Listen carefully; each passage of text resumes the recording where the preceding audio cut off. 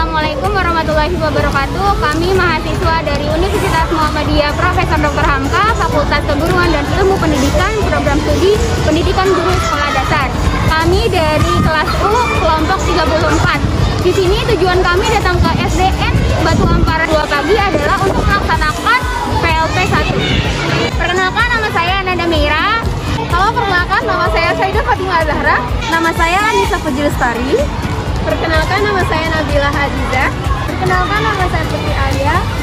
Nama saya Fadil Gita Rosyani. Hai, nama saya Farah Yusuf Azahra. Perkenalkan, nama saya Regitria Warman.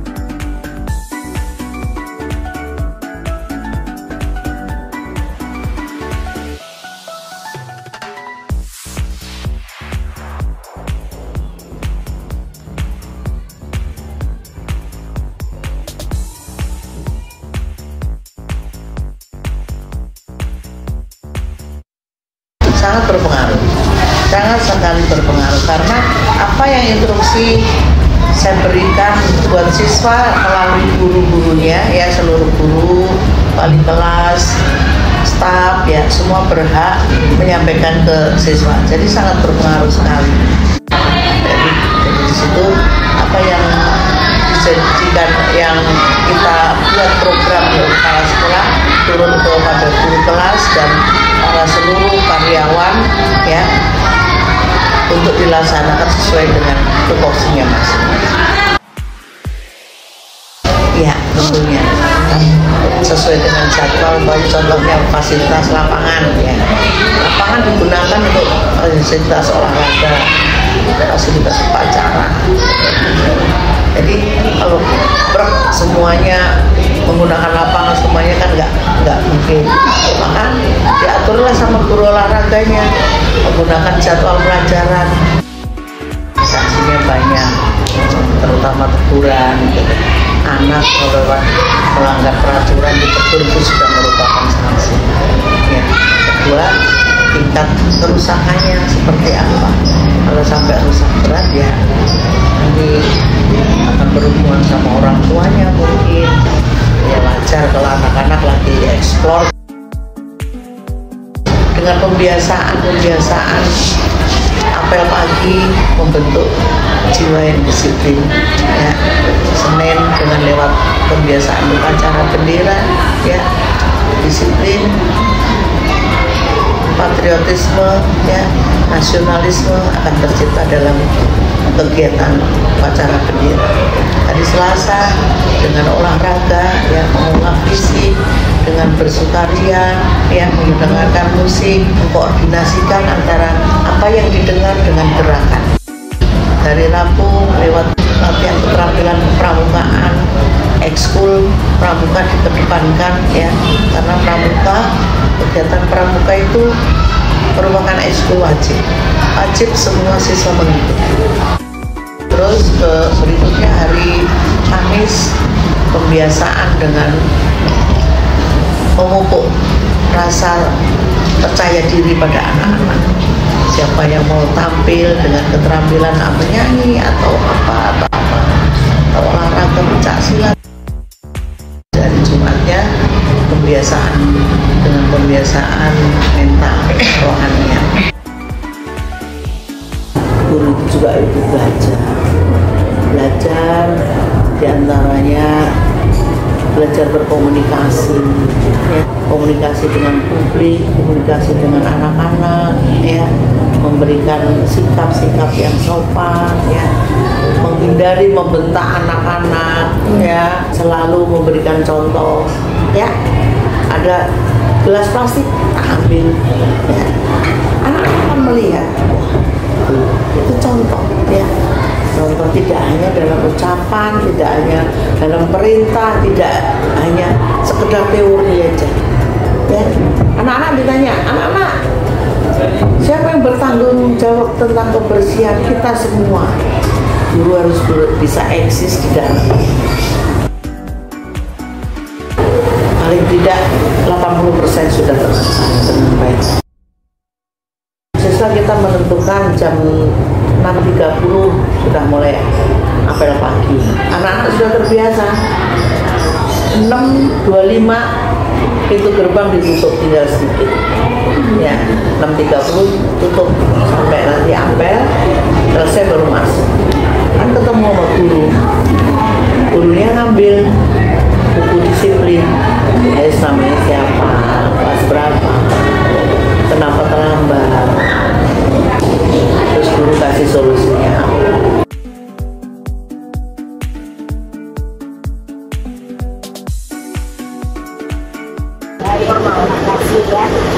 Kegiatan seremonial itu adalah kegiatan upacara ya.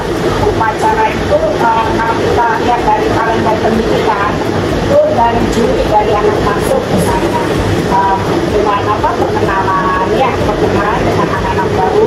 Nah, bagaimana anak baru supaya kelihatan anak kita disiplin. Hari Senin misalnya Juli kita udah punya program kegiatan 1 tahun. Nah, seremonial adalah kegiatan seperti upacara ya, misalnya bulan Agustus, HUT RI. Nah, biasanya kami mengadakan dan kita ada giliran. Misalnya dari Bapak Ibu guru yang menjadi petugas upacara bisa. Terus pernah juga anak UHAMKA jadi yang menjadi petugas upacara. Terus kita bergilir juga anak-anak juga bisa melakukan itu. Ya, jadi kegiatan HUT RI, kemudian misalnya hari-hari besar nasional, itu kan kita ada upacara, ya kegiatan seremonial gitu. Seperti itu. Jadi tidak hanya upacara ya, kami di sini juga ada kegiatan marketing. Tadi Ibu juga lihat ya kegiatan bank sampah. Bahkan pernah mengajar 1 hari. Jadi kami melibatkan orang tua dari upacara. Mereka memimpin petugas upacara 1 hari sampai mengajar di kelas. Gitu. Jadi kita lihat mereka, kemampuan mereka, akhirnya mereka bekerja sama dengan sekolah. Jadi hari itu mamahnya mengajar di kelas. Gitu, tidak hanya kami sebagai guru tapi kita latih, itu pernah. Gitu. Kalau di SD, saya rasa semua harus BK. Di hatinya harus memiliki BK, bimbingan konseling. Kenapa? Karena anak SD itu kan memang masih kecil-kecil ya. Kalau SMA mungkin ada ya BK. Artinya apa? Penyelesaian itu kita latih anak-anak untuk menyelesaikan masalahnya sendiri. Gitu. Jadi kita sebagai guru kita harus memberi kepercayaan kepada anak. Jika ada masalah, coba nak selesaikan sendiri masalahnya. Bagaimana? Tidak dengan kekerasan.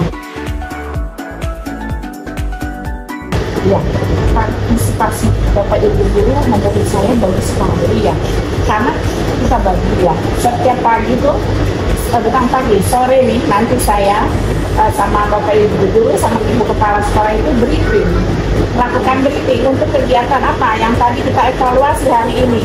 Pas di Ruklong, besok pagi kegiatan kita siapa apa, terus yang mimpin upacara siapa, itu saya yang menulis laporan. Tidak hanya Ibu Kepala Sekolah atau wakil, tidak.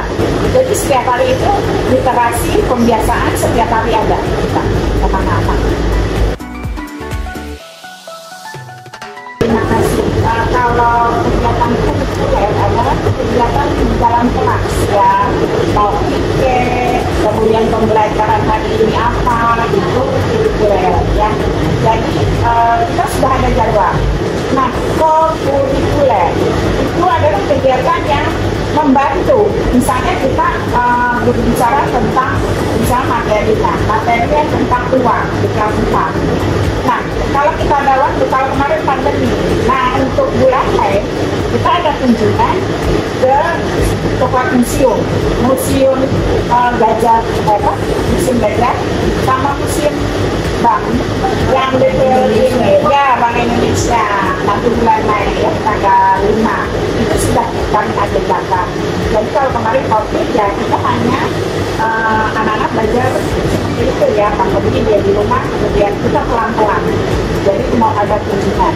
Kemudian kalau ekstra kurikuler kan kegiatan yang membantu perkembangan anak ya, itu untuk kegiatan misalnya ekskul menari, bakat itu lebih kepada bakat ya, bakat menari, ada pantomim, di sini banyak banget, drum band, itu ekstra kurikulernya. Ya kan di sana ada bukan tema ya, ada ramah, senyum, sapa, salam. Itu kebiasaan yang sehari-hari harus dilakukan anak. Jadi kalau nanti Bapak Ibu guru praktik di sini, Bapak Ibu guru udah harus siap di depan menerima anak-anak. Bukan Bapak Ibu guru siap di kelas, tapi harus berdiri menyambut anak-anak di depan. Kita berdiri, kita bersenyum, cek suhu, anak masuk ke dalam, mungkin tadi ibu kepala sekali datang orang. Jadi kedatangan mereka kita sambut, kita semua di depan menerima mereka. Kemudian saya sebagai wakil itu membagi tugas yang harus tiket hari Senin kelas 1 dan 2. Jadi Bapak Ibu guru kelas 1 dan 2 pagi harus sudah siap datang lebih awal. Begitu, cek suhu, anak-anak cuci tangan, itu dan bertanggung jawab. Hari itu tiket saya punya jadwal. Jadi hari Senin saya share minggunya siapa petugas upacara di depan yang memimpin. Itu pembiasaan rutin. Jadi mereka menerima, oh ya besok saya bertugas nih memimpin di depan. Itu kan acara resmi, seremonial juga, pembiasaan juga. Kita belajar berdoa, kemudian mengagungkan asma Allah, itu belajar sholat. Gitu. Itu pembiasaan yang positif.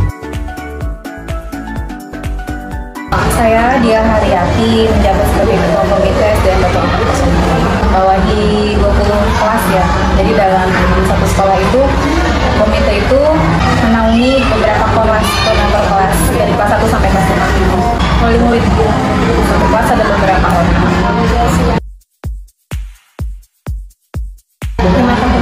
Untuk menjadi ketua baru dilantik Juli 2021, tapi sebelumnya sudah bergabung di komite yang dikatakan sebelumnya dari 2019. Hanya ada peremajaan di awal kan kemarin, jadi makanya dirubah. 7 orang, jadi 1 ketua, 2 bendahara, 2 sekretaris, 2 pengurus. Melalui sistem voting. Untuk yang kemarin ya, saya cerita yang saya alami saja ya. Jadi tiap satu kelas itu menghadirkan beberapa perwakilan. Jadi tiap kelas itu diajukan 1 calon untuk menjadi ketua komite, dan calon-calonnya itu nanti di voting oleh anggota kelas yang tadi, koordinator kelas yang tadi. Saya kebetulan anak saya ada 2, 1 di kelas 5C, 1 di kelas 1B. Yang di saya ya, karena baru beberapa bulan yang sudah berjalan piala kebersihan komite itu di tiap bulan diadakan. Jadi piala kebersihan kelas tujuannya untuk memberi motivasi kepada siswa-siswi untuk lebih menjaga kebersihan kelas. Jadi tiap bulan bergantian bergilir pialanya kelas mana yang memang lebih bersih. Penilaiannya kami serahkan ke tim Caraka. Dan untuk yang kedua bank sampah alhamdulillah sudah terlaksana sekitar 6 bulan juga. Jadi nggak lama saya menjabat, bank sampah dimulai. Tujuannya untuk memberi kesadaran kepada anak-anak tentang fungsinya memilah sampah yang bisa didaur ulang dan bisa difungsikan kembali. Dengan hasilnya itu bisa untuk kegiatan pembelajaran anak-anak di kelas dan keperluan anak-anak di kelas tanpa harus meminta iuran. Jadi makan tidak boleh seperti itu. Mengerjakan semua tentang bank sampah itu pun komite sekolah ya, untuk penimbangan kita bekerja sama dengan tim Kementerian Lingkungan Hidup. Jadi tiap hari Kamis Korlas dan orang tua murid lainnya bergilir mengumpulkan sampah dari tiap kelas, ditimbang. Pada hari Jumat berikutnya itu tim KLH datang dengan mobil truk dan membawa sampah.